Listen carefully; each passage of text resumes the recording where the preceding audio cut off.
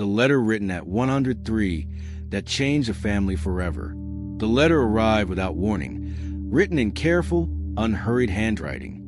No one expected it, because no one expected him to still be here. But the words inside carried more weight than a lifetime of conversations. To understand why this story matters now, we need to look at how we think about age. We treat extreme old age like a quiet ending, a period of fading relevance, a time when nothing new is supposed to begin. And yet, this letter proved the opposite, because sometimes meaning arrives at the very edge of time. He was 103 years old, long past celebration, long past expectation. Most people spoke to him gently, as if he were already halfway gone. But inside, something remained unfinished. For decades, his life followed a familiar pattern: work, family, responsibility, loss.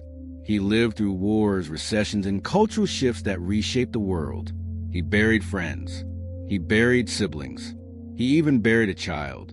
Each loss folded quietly into the next year. As time passed, conversations shortened. People assumed he had already said everything that mattered, that wisdom had been exhausted, that memory had thinned beyond usefulness. But they were wrong, because while his body slowed, his reflection deepened.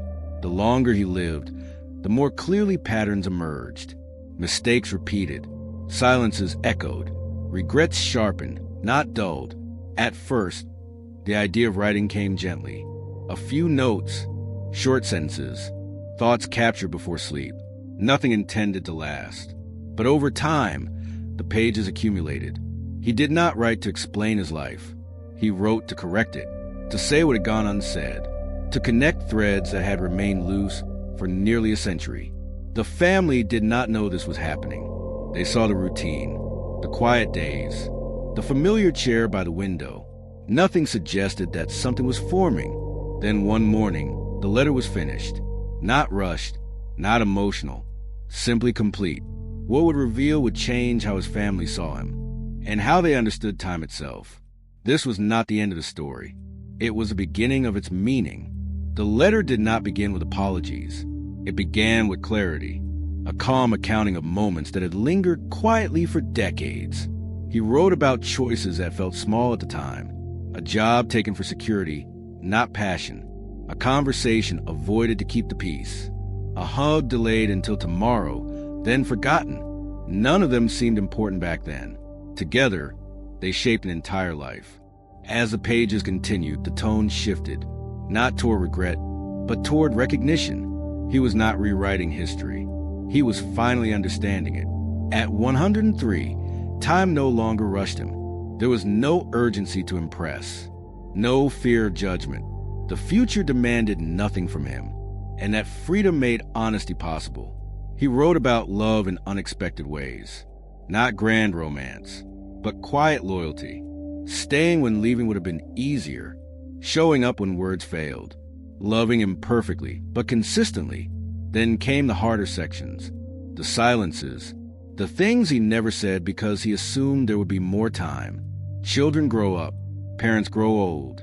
Life moves forward without asking permission. He admitted fear of vulnerability, fear of being misunderstood, fear that speaking honestly would disrupt fragile balance. So he waited. Years passed, then decades. What surprised him most was not what he lost. It was what remained unresolved. Time did not erase unfinished emotions. It preserved them. As he wrote, memories sharpened, not painfully, precisely. He saw patterns repeat across generations, the same misunderstandings, the same assumptions, the same unspoken love. This was not nostalgia. It was synthesis, a lifetime compressed into meaning. By the time the letter ended, it was no longer addressed to one person. It was addressed to everyone who would come after him. A final attempt to interrupt the cycle. The family still had no idea what was coming. They believed his days were winding down. They did not realize he was still giving, and what he gave would last longer than any inheritance. The tension surfaced the moment the family began to read, not because the words were shocking, but because they were precise.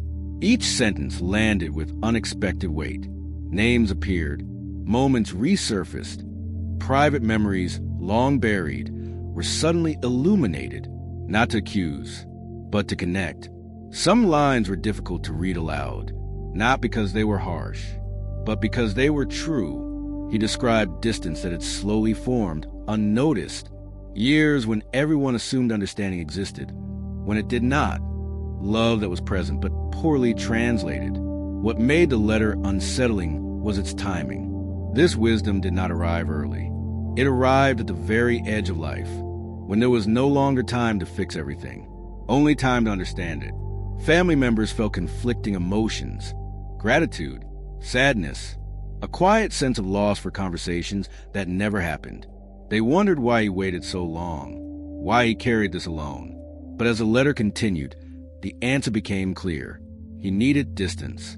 Distance from urgency. Distance from consequence. Distance from the fear of disruption. Only after living past expectation could he speak without protecting outcomes. The letter revealed something uncomfortable.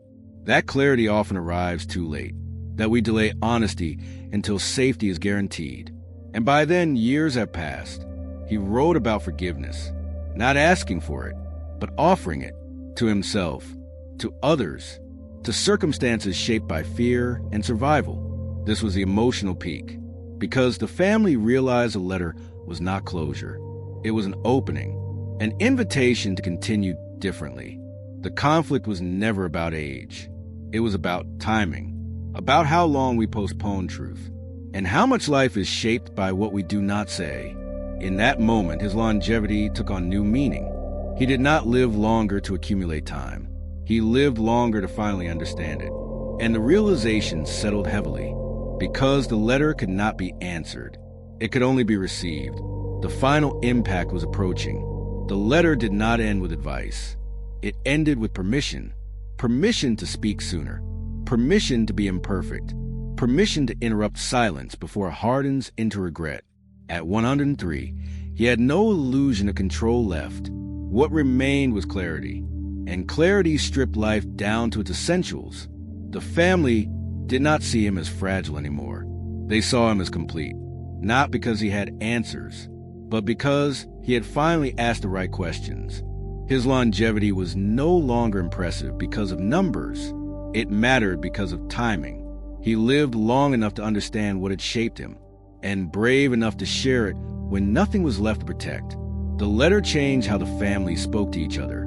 Conversations softened. Assumptions were challenged. Silences were broken earlier than before. Nothing dramatic followed. No sudden transformation. Just a subtle shift in how time was treated. Less postponement. More presence. That is the quiet power of living long enough, not to escape endings, but to see patterns clearly. And if we are willing to pass that clarity forward, because the most valuable inheritance is not money or memory. It is understanding delivered before it is too late. Subscribe to join the journey. The letter